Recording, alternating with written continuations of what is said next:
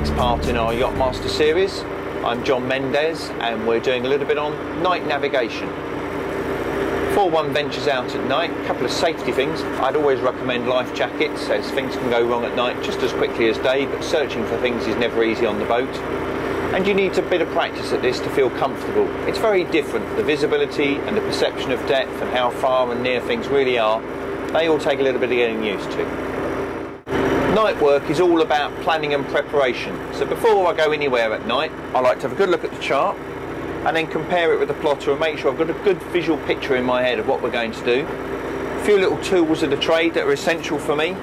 Good set of binoculars. These have got a compass built into them. That makes it really useful for trying to take bearings at night.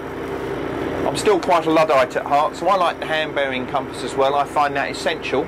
And I've got a good torch to use with that, and if I actually put the hand bearing compass over the top of the torch, I can actually illuminate what I'm trying to do. And if you haven't got brilliant eyesight or you need glasses, this is a really clever way of actually being able to read that but without destroying your night vision. The other great thing that the torch does is the hand bearing compass is actually luminous, and if you shine a torch on it for a few seconds, it just means you can read it quite easily if you've got reasonably decent eyesight. The other thing essential is a little pilotage plan of how we're going to get in and out of our various harbours.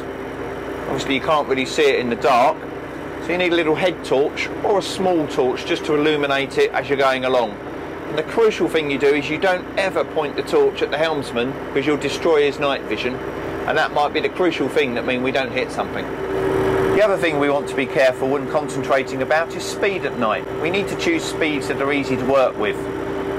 For our open water passage stuff, I'm quite happy at 20 knots if I know there's no obstructions and the weather and sea conditions allow. Into more crowded areas, I'm keener on 12 knots. That's a mile every 5 minutes. That works quite well for nice simple maths. And then when we get down to our close pilotage stuff, I'm a good fan of 6 knots. That's when we've got 1 mile every 10 minutes, or if you like it simpler, a cable every minute. That makes the maths really easy and you can very quickly work out what you're up to. On the bow now, you'll see we've got a pair of green lights. The most important thing that you'd want to do at night is identify the correct light. So the one that's closest to us is flashing in groups of 3. We'll see it in a moment. 1, 2, 3. And then we count the dark as well, so we find out what time period is the light operating for. So that one's 3 every 10 seconds. Nice and easy to distinguish. Large green buoys like that one, 3 every 10 seconds. Potentially that's 5 or 6 seconds of darkness. You travel quite a long way in 5 or 6 seconds, it can creep up real quick. Once we've identified the next mark in our plan, the most crucial thing we do is actually aim slightly away from it. If you keep aiming for it, you'll find it suckers you in. The distance is very hard to judge at night, and all of a sudden it'll appear right alongside you.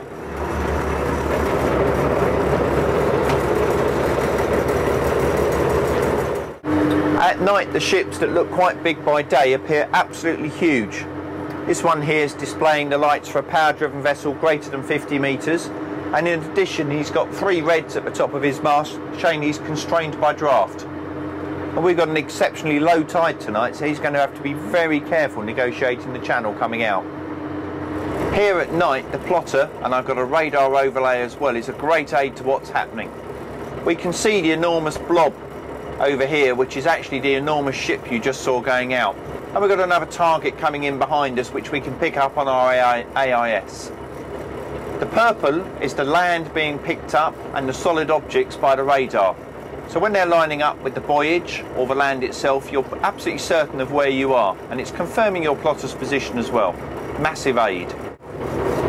Now we're just trolling gently across the entrance to this harbour, which has got a sectored light. So we've got a south cardinal in the foreground, and then down off to starboard of it you'll see an occulting green light. So that's showing that we're in the starboard sector of the approach channel to this river entrance. As we come across, we'll see the occulting light in the background turn white. That will indicate that we're in the right sector for an approach into the harbour.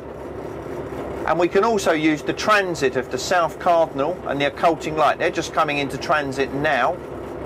And just as we're going to keep going, The white sector's quite wide here. As we get closer, it narrows, and we have to be very careful because our sectored lights on land, if we followed it forever, we'd run firmly up the beach. As we keep coming across here, our sectored light's going to go red, which would indicate we were too far to port of our intended track, and we'd need to move the boat back across to get back in the white sector. We'll see a hint of pink come into it in a moment.